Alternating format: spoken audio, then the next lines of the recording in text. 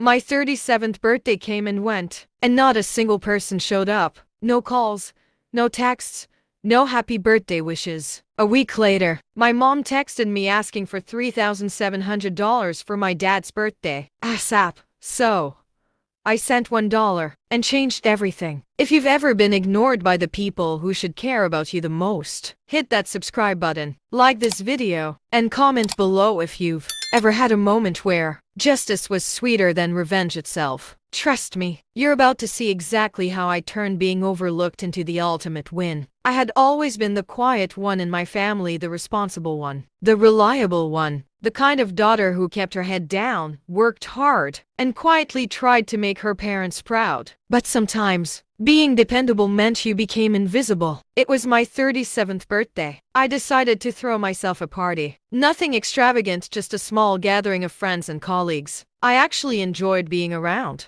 I imagined laughter, music, maybe a few thoughtful gifts. But as the day unfolded, a slow sinking feeling started to settle in my chest. I checked my phone every few minutes, hoping for messages. Maybe my parents would say something, anything. Nothing. Hours passed. No texts, no calls, no messages. Even my closest relatives, the ones who usually sent happy birthday wishes on Facebook, remained silent. I felt a knot tighten in my stomach. The party guests were kind enough, but the emptiness lingered. By the end of the night, I was standing alone in my living room, birthday cake half eaten, staring at the messages that never came. And that's when I realized the truth. Sometimes, the people you expect to celebrate your life are the ones who fail you the most. I tried to push it aside. I told myself, it's fine, they're busy, they forgot.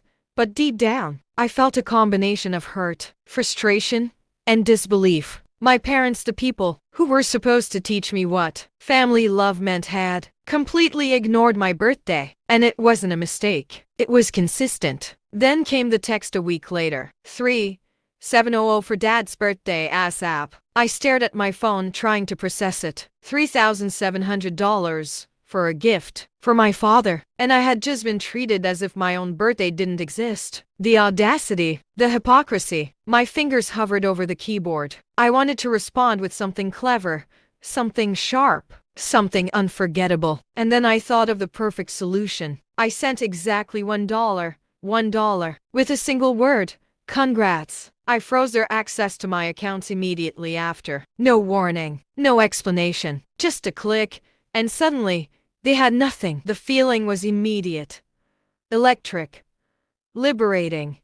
My heart raced, and for the first time in years, I felt a surge of satisfaction. That had nothing to do with money and everything to do with justice. I imagined their reaction. Mom texting in panic, checking her account, realizing the transfer hadn't gone through. Dad's confusion as he stared at his phone, wondering why the gift money wasn't there. And I sat back quietly, savoring every imagined moment. To fully understand why this was so satisfying, you need to know my relationship with my parents. They always had high expectations, not the love and guidance kind. They thrived on control. Every achievement was a bargaining chip, every success an obligation. Birthdays, celebrations, personal milestones, they weren't about joy or recognition. They were opportunities for me to perform, to prove my worth, to give. Every year, my birthdays faded into the background. But there's a full-scale event, sometimes lavish, sometimes extravagant. And now, a week after being ignored, my mother had the nerve to demand thousands of dollars for my father's birthday. It wasn't just about the money. It was about acknowledgment, fairness, and respect. My $1 gift wasn't just a slap in the face. It was a mirror reflecting the disregard they had shown me. I didn't just stop at sending $1.